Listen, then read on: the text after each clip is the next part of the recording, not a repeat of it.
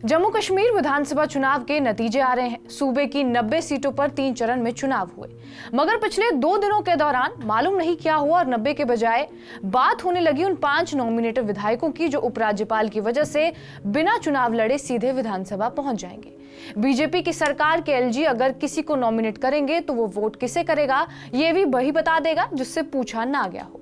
कहने का मतलब यह है कि उपराज्यपाल के जरिए सरकार बनने का प्रोसेस तय होगा तो सरकार के पास कितनी ताकत होगी खुद ही इसका अंदाजा लगाया जा सकता है। और सुप्रीम कोर्ट के दखल के बाद ही जम्मू कश्मीर में विधानसभा चुनाव हुआ था और तब जाके, लेकिन ये चुनाव एक राज्य में नहीं बल्कि केंद्र शासित प्रदेश में कराया गया। ऐसे केंद्र शासित प्रदेश में जिसके एलजी को पहले ही बेहिसाब ताकत दे दी गई थी। नतीजा ये आशंका जताई जाने लगी है कि क्या कोई चुनाव जीते तो भी सरकार एलजी ही चलाएंगे। ये केवल आशंका ही नहीं, इसमें कुछ दम भी है। राज्य सरकार या उसके किसी भी विभाग के पास अब तक होने वाली शक्तियां सीधे तौर पर उपराज्यपाल को दे दी गई हैं। जब पुलिस से लेकर सिविल सेवा अधिकारियों की नियुक्ति और तबादले चुनाव के बाद भी उपराज्यपाल के पास ही होंगे, तो अंदाजा लगाया जा सकता है कि चुने जाने वाली सरकार क्या काम करेगी।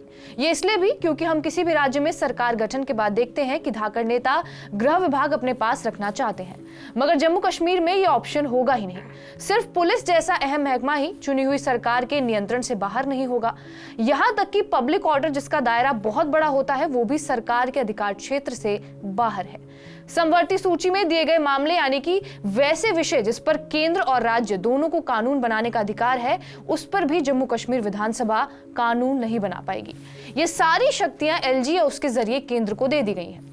जम्मू कश्मीर सरकार में मंत्री बनने वालों के अधिकार का अंदाजा इससे भी लगाया जा सकता है कि मंत्रियों के कार्यक्रम या फिर उनके बैठकों के एजेंडे को एलजी ऑफिस को देना होगा और ये कम से कम 2 दिन पहले जमा करा देने होंगे।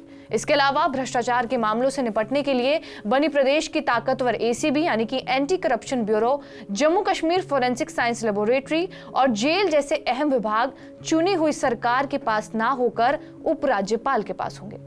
एलजी के राजनीतिक ताकत का अंदाजा जम्मू कश्मीर पुनर्गठन कानून की धारा 55 से साफ हो जाता है।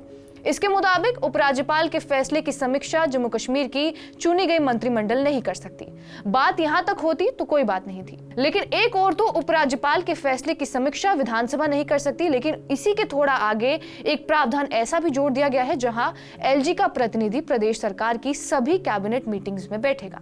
आजाद भारत में शायद ही ऐसा किसी भी राज्य या केंद्र शासित प्रदेश के साथ हुआ हो कि उसके कैबिनेट की बैठक में केंद्र का कोई प्रतिनिधि बैठे।